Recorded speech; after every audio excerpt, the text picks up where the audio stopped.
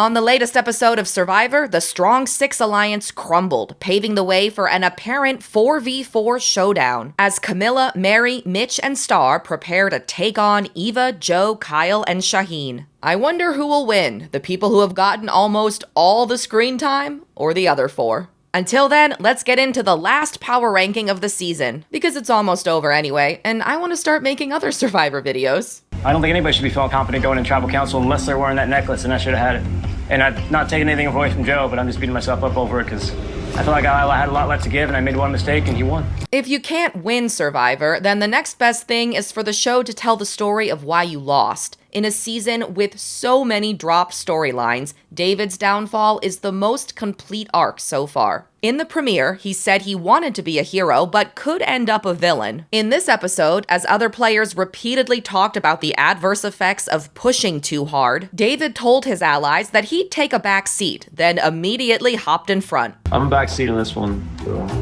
It really doesn't matter who, to me, as long as we all do it. Yeah. I trust all y'all. I know Mary really wants to know. Shut up, David. And after falling in the immunity challenge, Jeff warns David that for a lot of players, a single mistake like momentarily losing your footing can be all it takes to lose the entire game. Though David's mistakes were already piling up long before he stepped off the platform, Jeff's words were an extremely satisfying button on what turned out to be one of the season's most engaging storylines. People just use you guys as shields all the time. Yeah. You guys are A more meat than shield. Yeah. 9 episodes in, Mary's yet to get an independent storyline. Pre-merge, her content was about her relationship with Say, and post-merge, it's been about her relationship with David. But Mary got 0 confessionals in both of their boot episodes. The only thing worse for her already non-existent winning chances would be if the edit included her, saying she was so positive about something she'd die for it, only for her to be wrong. There's a chance that Shauhin has a real idol. I'm thinking Shauhin would use the real idol on Kamilla. And if we're wrong, we're wrong. Yeah. If we're right, I'm pretty sure we're right. We're right. We're 100% right. I'm willing to die over this, David. We're right. Shoot. The swimming of the breaststroking and the moving of the feet. It just reminded me that I definitely got to sign up for these swim classes whenever I go back, because when Jeff calls me, I promise the next time Jeff sees me, I will be a swimming pro. Even Star herself has so thoroughly written off her chances to win this season, she's already preparing for the next time she gets to play. At Tribal Council, Star is the only person besides David and Mary who votes for Mitch. So I guess she's so out of the loop, she's not even getting clued in about who the real targets are. But it's impossible to know what really happened because she's not in the episodes enough to tell us. David is dead to me. He parades himself around camp talking about how he's playing an honest and truthful game, and he was the one person who lied straight to my face.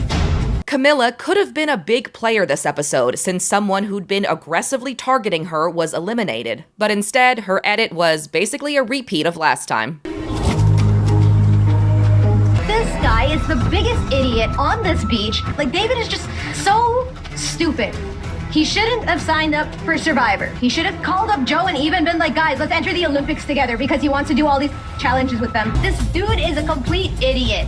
He thinks he's out here for the Olympic qualifiers with him, Eva, and Joe. He's completely forgot that we're on Survivor. And I will say, some of you guys are doing a horrible job at jury management. I think he just needs to keep the jury in mind. Long ago, Kamilla was a contender, but the edits paid her dust. Or sand, since the merge. At this point in the game, my hands have been tied behind my back because I haven't had the numbers, I haven't had the immunity necklace to make the moves, and it's so frustrating. Throughout the season, we've spent time with Mitch when it wasn't necessary to understand the story, like in this episode when he taught Star how to swim. But those moments usually just amount to Mitch reminding us in an inspiring confessional that anyone can play Survivor. Like in this episode when he taught Star how to swim. The fact that she's out here doing it and trying, it just goes to show you that anyone can come out here and play this game regardless of what you think you are and are not capable of doing. I don't think the story Mitch's story is telling is the winning one, but the other contestants continue to talk about him being a big threat. So it could be, I guess. Maybe if he gets to the final 3 with Mary and Star. I was so proud. I want immunity. I want immunity today. My kids get to see that. I'm proud dad right now. For all them old dads out there. Joe potentially won jury votes by inviting Mitch on his first reward all season, even though they're not allies. Joe also potentially lost jury votes, and definitely lost David's, by claiming to be incapable of breaking his word, only to do exactly that at Tribal Council. But after this episode, I don't think Joe will have the chance to get or not get any jury votes, because for the third time this season, he said he'd willingly lose the game. I'm not gonna let her down. So, even if that hurts my game or whatever, if I gotta go home early, I'm not gonna let her down. So my goal is, even if it sends me home, I don't want to play this like backstabbing. It is so good to know that I have someone I can fully trust in a game where there is no trust. I'm telling you right now, I'll go home before that. I thought Joe was the next Tom Westman, but with how little he cares about winning, he's actually more of a modern-day Sugar. I'm like, I trust Mary and I trust David for me. I trust that they are with me, but I don't know if they're with my people. This episode could end up being a big part of why Eva eventually wins, or the start of explaining how she lost. She's wrong about sneaking out of camp undetected, but it's used in the edit as a chance to dunk on Shauhin again. So, I'm laying there asleep, and like a wombat, here comes Shauhin, a bearded man, standing over top of me. Eva tells her allies about her safety without power after deciding not to last episode, but the reveal just makes them all trust her more. She's wrong to dismiss David and Mary as just paranoid, but the edit invests so much into portraying them negatively, Eva feels justified. She acknowledges that keeping David is better for her game, but decides to vote him out anyway for the sake of her other allies. Axing the tension could let Eva focus on the endgame, or eliminating one of her most loyal allies and seemingly losing another might have sapped her of her secure position within the tribe. If this was an episode where cuts matter, then I think it could be the latter. Because when Kyle talks at Tribal Council about how many players just screw it up for themselves when they get close to the end, Eva and Joe are on screen. Yesterday, and like just the aggressiveness and like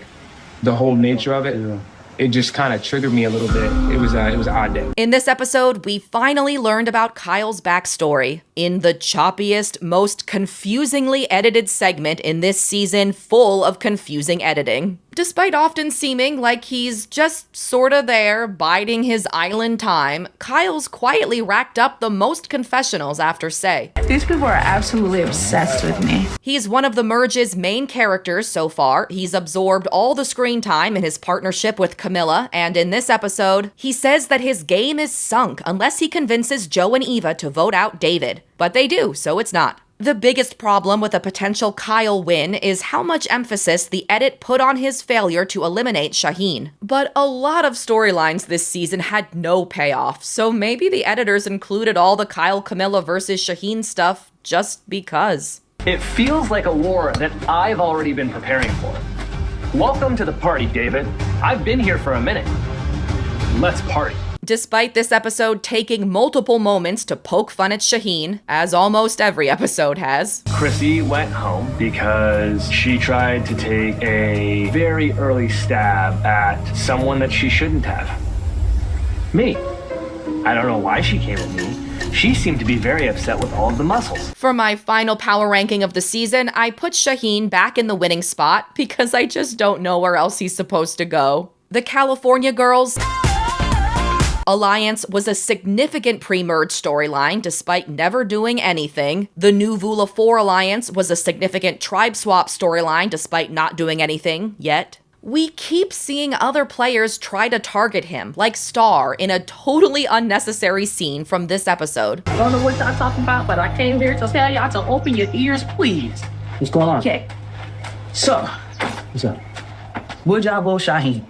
We can't. Whether Shauhin is live scoring an immunity challenge, hooking up the camp Wi-Fi, or confessionaling about the intricate dynamics of his tribe, his perspective and his personality are constantly on display all season. In this episode, a flashback sequence is dedicated to giving Shauhin whatever credit for David's elimination Eva didn't get. In the previously on Survivor at the beginning, part of Chrissy's tribal council speech is shown. When she warns the others that the strong players are about to become unstoppable, Shauhin Shauhin is on screen. But when that episode aired, Joe and Kamilla were shown instead. What's the point in making that change unless Shauhin is that strong, unstoppable player? At the same time, can someone be unstoppable if they're also constantly wrong? I've been wrong about everything this season. Despite all the bad, and there's so much, a big reason why I landed back on Shauhin being the winner is because now that he's got chocolate-covered strawberries in his system... Chocolate-covered strawberries. Chocolate-covered strawberries. Shauhin, come on over. Go get those strawberries, my guy. Chocolate strawberry. he'll have the fuel to get through the rest of the game. Thanks for watching, both this episode and throughout the season. If you're so inclined, please like and subscribe and turn on notifications to be notified about the next Survivor video. Thanks again and see you then. Bye!